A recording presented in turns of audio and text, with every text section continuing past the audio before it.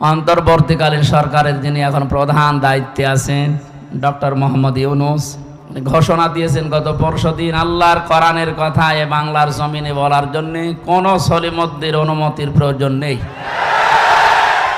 বলছে মিজানুর রহমান আজহারি কিছুদিন পরে আসবে দেশে।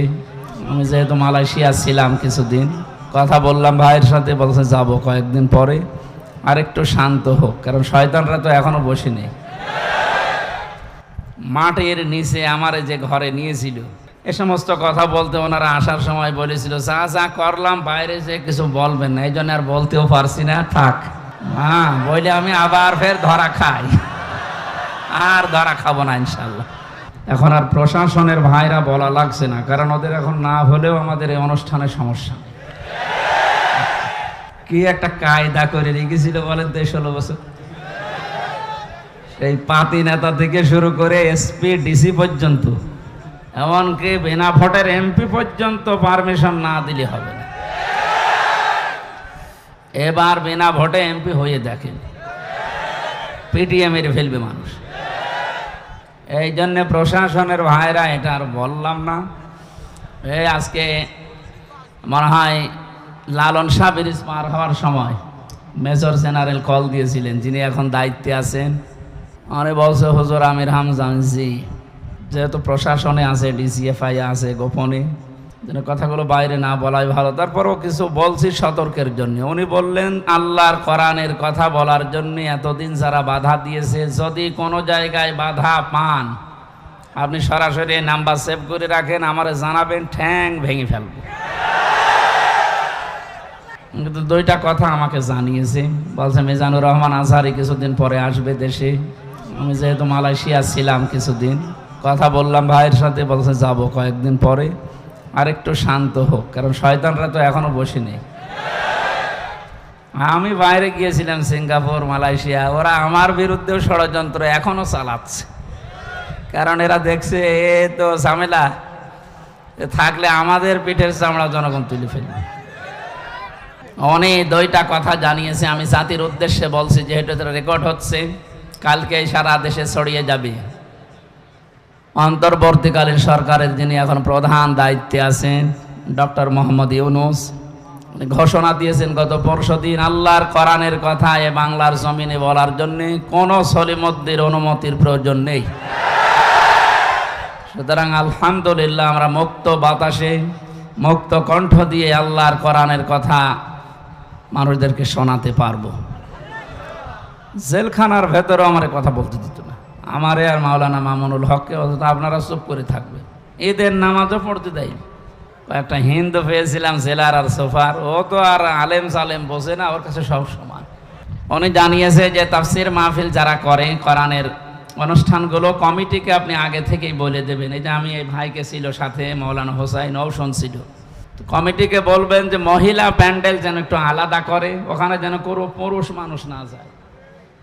এক নাম্বারে এটা আমাকে জানাতে বলেছে। কালকে থেকে যত জায়গায় মাহফিল আছে বাংলাদেশে আগে থেকে কমিটিরে জানাবেন। দ্বিতীয় নম্বর জানিয়েছে মেয়েদের ওই জায়গাতে অন্তত 5-7টা 10টা ওয়াশরুম বানিয়ে দেবেন, এই সাময়িক কিছু সময়ের জন্য, যেন কষ্ট না হয়। এই দুইটা মেনে চলতে বলবেন। বাকি কোনো সমস্যা নেই, কোরআন যেভাবে আল্লাহ উপস্থাপন করতে জানিয়েছে ওইভাবে মানুষকে জানাবেন। আমরা দল মত নির্বিশেষে এদেশে আমরা একটা পরিবার। যদিও এমন সময় কথা বলছি যে সময় ভারতের একটা কালো চিন্তার কারণে আমাদের 8টা-9টা জেলা বাংলাদেশে এখন পানির নিচে। আমিরে জামাত ডক্টর শফিকুর রহমান সহ যে মানুষগুলো আজ ত্রাণ দেওয়ার জন্য গিয়েছে, আল্লাহ তাদেরকে হায়াতে তজ্জেবা সিহাতে কল্যাণ দান করুন। যাদের টাকা পয়সাগুলো ওখানে যাচ্ছে, মনে করবেন এটা সবচাইতে এখন বড় জিহাদ, এই মানবতার পাশে দাঁড়ানো। জিহাদের নাম নিয়ে উল্টাপাল্টা ফতোয়া দিয়েছে মানুষগুলোকে, আজ জঙ্গি, উগ্রবাদ বিভিন্ন নাম দিয়ে মামলা হামলা দিয়ে হয়রানি যারা করেছে, তাদের এই চক্রান্ত জাতি এবং বাইরে যারা আল্লাহ রসুল বিশ্বাস করে না, খ্রিস্টান, ইহুদি, তারাও বুঝে ফেলেছে।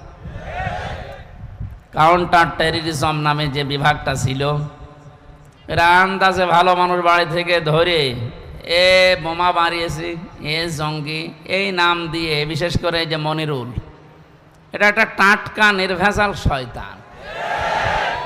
আমি তো শয়তান দেখিনি কোনো দিন, ওর দিকে তাকালে আমার মনে হয় শয়তান যদি দেখতাম তো এইরকমই হইত।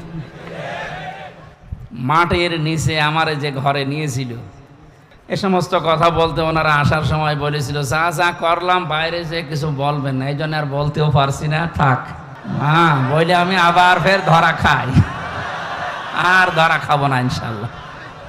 তো আমাদের মন মানসিকতা আসলে এখন ভালো নেই, কারণ ওই মানুষগুলোর দৃশ্য দেখলেই কান্না চলে আসতেছে। এমন অবস্থায় পানির ভেতরে এরা হাবুডুবু খাচ্ছে।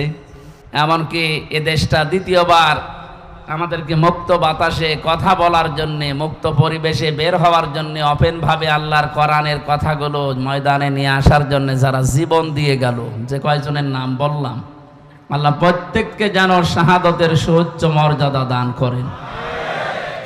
অনেকে ফতোয়া দিয়েছিল যে না, এনারা শহীদ হয়নি, নিজে যে বুক পেতে দিয়েছে। আপনি বুক পেতে দেন তো। নবীজি জানিয়েছে যদি আগুনে পুড়ে কেউ মারা যায় সে শহীদের মর্যাদা পায়। এই হাদিস কোনোদিন শোনেননি? কথা বলেন না কেন? কেউ যদি অ্যাক্সিডেন্ট করে মারা যায় সে শাহাদতের মর্যাদা পায়। পাহাড় থেকে পড়ে গেলে শাহাদতের মর্যাদা পায় যদি মারা যায়। পানিতে ডুবে মারা গেলে শাহাদতের মর্যাদা পায়। দেওয়াল চাপা পড়ে মরলে শাহাদতের মর্যাদা পায়। আর জালেমের জুলুমের সামনে নিজের জীবনটা দিয়ে গেল, আর আপনি শহীদ বলতে রাজি না। আপনি কি করেছেন ইসলামের জন্য? খালি মুসলমানদেরকে ডিভাইডেড করেন আর ফতোয়াবাজি ছাড়া তো আপনার কোনো কাজ দেখি না। 16টা বছর যারা কষ্ট সহ্য করেছে তারা টের পাচ্ছে যে এখন কি অবস্থায় আছে। অনেকেই আবেগে হয়তো গণভবনের বিভিন্ন জিনিস নেওয়ার জন্য খুব তাড়াতাড়ি করছিল, কিন্তু ওই সময়ও একদল মানুষকে আমরা দেখতে পেয়েছি তারা আল্লাহর দরবারে সেজদা দিয়ে মোনাজাতে হাত তুলে এই মুক্ত হওয়ার জন্যে প্রাণ খুলে কাঁদছিল। এই জন্য যারা ফতোয়াবাজি করছেন যে আবু সাইদ মুগ্ধ, এরা শহীদ হয়নি, এরা আত্মহত্যা করেছে, আপনার ইমান চলে গেছে, কারণ আপনি কোরআনের বিরুদ্ধে কথা বললেন। শহীদের শব্দটা যে কত দামি, যদি কোরআন আয়ত্ত না থাকে আমি আয়াত, পারা, পৃষ্ঠা, লাইন, রুকু, তাফসিরের নাম সব বলে দিচ্ছি। বাড়িতে এসে এগুলো আবার পড়েন। কি পড়ে আলেম হয়েছেন আমি জানি না। সূরা বাকারা 2 নাম্বার পারা, 2 নাম্বার পৃষ্ঠা, 12 নাম্বার লাইনের 154 নাম্বার আয়াত। ফি জিলালিল কোরআন, সাজ্জিদ কুতুব দিয়েছেন এই বর্ণনা, বানিয়ে বলছি না, দেখে এসেছি। আল্লাহ পাক বলেন তোদের মুখের ওপরে আমি নোটিশ জারি করলাম, কথা বলবি না। একজন দুইজন না, ওয়ালা তাকুলু, কেউ এ কথা বলবি না। লিমান ইয়াকতালু ফি সাবিলিল্লাহি আমওয়াত, আমি আল্লাহর জন্য যারা জীবনটাও দিয়ে দিল তারা মারা গেছে, এ কথা কখনো বলবি না। কে বলছেন? বাংলার মানুষেরা, মানুষ যেহেতু কথা বলে মুখ দিয়ে, এই জন্য আল্লাহ মুখের ওপরে হাতে নিষেধাজ্ঞা দিয়েছেন, মুখ দিয়ে কথা কখনো বলবি না। বাল আহইয়াউন, বরং তারা জীবিত। ওয়ালাকিন লা তাশউরুন, কিন্তু তোমরা টের পাও না। তাই মুখের পরে মানুষ যেহেতু ধারণা করতে পারে, অন্তর দিয়ে ধারণা করে কি দিয়ে? জবাব দেন না কেন? এজন্য অন্তরের উপরও আল্লাহ নিষেধাজ্ঞা দিয়েছেন। ওয়ালা তাহসাবান্নাল্লাযীনা কুতিলু ফি সাবিলিল্লাহি আমওয়াতা বাল আহইয়াউন ইনদা রাব্বিহিম ইয়ারযাকুন। সূরা আলে ইমরান 4 নাম্বার পারা 11 নাম্বার পৃষ্ঠা 9 নাম্বার লাইনের 169 নাম্বার আয়াত। এটা তাফসিরে তাবারিতে আছে। আল্লাহ পাক বলেন ধারণাও করবি না যে যারা আমি আল্লাহর জন্য জীবনটা দিয়ে দিল যারা মরে গেছে, এ কথা ধারণাও করা যাবে না। বাল আহইয়া, আল্লাহ বলেন বরং ওরা জিন্দা, জীবিত। ইনদা রাব্বিহিম ইয়ারযাকুন, ওরা রবের কাছে রিজিক পাচ্ছে। ভাবনাবাসী আমরা জানি মানুষ জেগে থাকলে খায়, ঘুমিয়ে থাকলে খাওয়া লাগে। ওরা যেহেতু জীবিত, জিন্দা। গতকালকে ফেনীতে পানি থেকে রক্ষা করার জন্যে ইসলামী ছাত্র শিবিরের 3টা ভাই মানুষকে বাঁচাতে গিয়ে 3 জনেই ডুবে শহীদ হয়ে গেছে। আপনি কে শহীদ বলতে রাজি না? বলে না ওনারা গেল কেন? আরে শয়তান গেল কেন মানে মানবতা আজ বিপন্ন, মানুষ ভেসে চলে যাচ্ছে, ওরা জীবনটা বাজি রেখে বাঁচাতে গিয়ে মারা গেছে, আর আপনি তো এসি রুমের ভেতরে বসে ফতোয়াবাজি করছেন। শায়েখ আহমদুল্লাহ, ডক্টর আব্দুল হাই সাইফুল্লাহ, এই সমস্ত মানুষগুলো আজ যা করছে, এইরকম যদি এই দেশে যত নামধারী আমরা আলেম আছি সব যদি এগিয়ে যেতাম, আমার মনে হয় এই বানভাসী মানুষের কিছুটা হলেও কিছু উপকার হইতো। আমরা কুষ্টিয়া, পাবনা, মেহেরপুর এই সমস্ত জেলাগুলো একটু উঁচা, তো পানি তো কি টের পান না। রংপুর বিভাগের মানুষেরা, আর ওদিকে ফেনী, নোয়াখালী, সিলেট অঞ্চলের মানুষেরা টের পাচ্ছে এখন এই আগ্রাসনের কারণে। আজকে এই ঘন্টাখানেক আগে দেখলাম পানি ফেনী জেলা থেকে নামতে আরম্ভ করেছে, মহিপাল থেকে, এবং যেখান থেকে পানি এসেছিল পানি ওদিকে উল্টা যাচ্ছে আবার। এই যে লক্ষ লক্ষ মজলুমদের এখন চোখের পানি। গত রাতে আমি তাহাজ্জুদের নামাজ পড়ে আল্লাহকে কান্নাকাটি করে বলেছিলাম, আল্লাহ সকাল হতে হতে যেন একটা সুসংবাদ শোনা যায় যে পানি থেকে মানুষ মুক্ত হচ্ছে।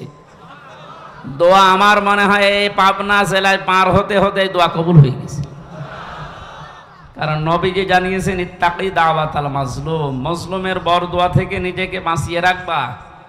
ফাইন্নাহা লাইসা বাইনাহু ওয়া বাইনাল্লাহি হিজাব, মজলুমের ভেতরে আর আল্লাহর ভেতরে কোনো পার্থক্য থাকে না, ও দোয়া করলেই কবুল হয়ে যায়।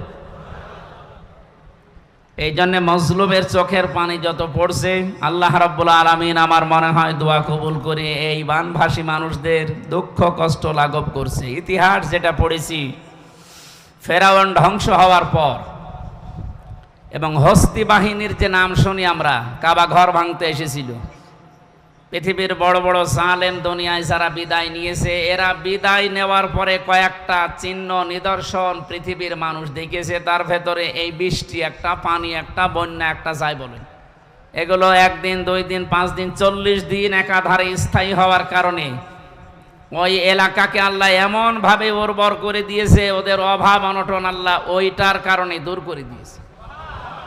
সুতরাং আপনারা ক্ষতি করার জন্য যেটা করছেন, এটা আমাদের উপকার হবে ইনশাআল্লাহ।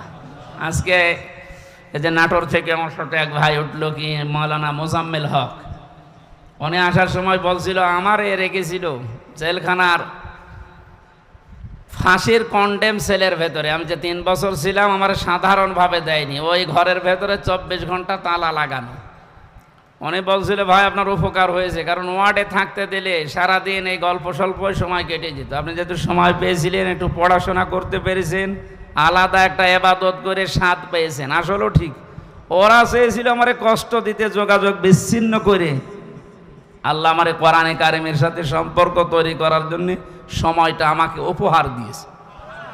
কষ্ট হয়েছে স্ত্রী, সন্তান, মা বাবা থেকে বিচ্ছিন্ন থাকার কারণে, কিন্তু উপকার হয়েছে। আমি যে তথ্যগুলো কোরআনে কারিম থেকে, ওখানে 76 জন আলেম আমরা ছিলাম, একে অন্যের কাছে যা যা নিতে পেরেছিলাম, ওইগুলো এখন আরও লেখাপড়া বাড়িয়ে জাতির কাছে আমি এখন মন খুলে ডেলিভারি দিতে পারবো। আল্লাহ যেন আমাকে তাওফিক দেন, আমার শরীরটা সুস্থ রাখেন। শরীরে আসলে কোলাচ্ছে না, ওরা যা খাওয়িয়েছে 3 বছর, স্বাভাবিক হতে একটু সময় লাগবে। তারপরও আপনাদের মতো মানুষের দোয়া পেলে আমি ইনশাল্লাহ সুস্থ হব। মাহফিলের প্রধান অতিথি হাফেজ মাওলানা ইকবাল হোসাইন, উনি যাওয়ার সময় বলছিলেন যে কমিটির ছেলেরা এখানে যে টাকা পয়সাগুলো কালেকশন করছে, এর খরচ বাদ দিয়ে টাকাগুলো তারা বানভাসী মানুষের এই দুঃখ কষ্ট লাঘব করার জন্য পাঠাবে। এক মুসলমান আর এক মুসলমানের উপরে যে 6টা হক আছে, অধিকার আছে, তার ভেতরে এইটা একটা, যে ও বিপদে পড়লে আপনি এগিয়ে যাবেন। এই জন্য আহ্বান জানাচ্ছি, এই পাবনা থেকে, এই সিরাজগঞ্জ, কুষ্টিয়া, এত দূর থেকে সেই ফেনীতে যাওয়া আসা করে আপনার অনেক টাকা খরচ হয়ে যাবে। যদি 10,000 টাকা, 20,000 টাকা কেউ দিতে চান, আমি আজকে সকালে পাঠিয়েছি এবং কালকেও দেবো ইনশাল্লাহ। বিভিন্ন জায়গা থেকে, আমার বাবার কাছ থেকে, আমার নিজের টাকা থেকে, এমনি তো আমার ফকির বানিয়ে ফেলেছে সরকার, তারপরও যা পাচ্ছি আমি পাঠাচ্ছি। কারণ এত দূর যাওয়া আসা করি, যা টাকা খরচ হবে, ওই টাকাগুলো যদি আমার দায়িত্বশীল যারা আছে, বিশেষ করে আমিরে জামাত যিনি এখন দায়িত্বে আছেন, ওই মাধ্যমে পৌঁছিয়ে দিতে পারলে সঠিক জায়গা মতো পৌঁছাবে, এখানে আর 2 নাম্বারই হবে না।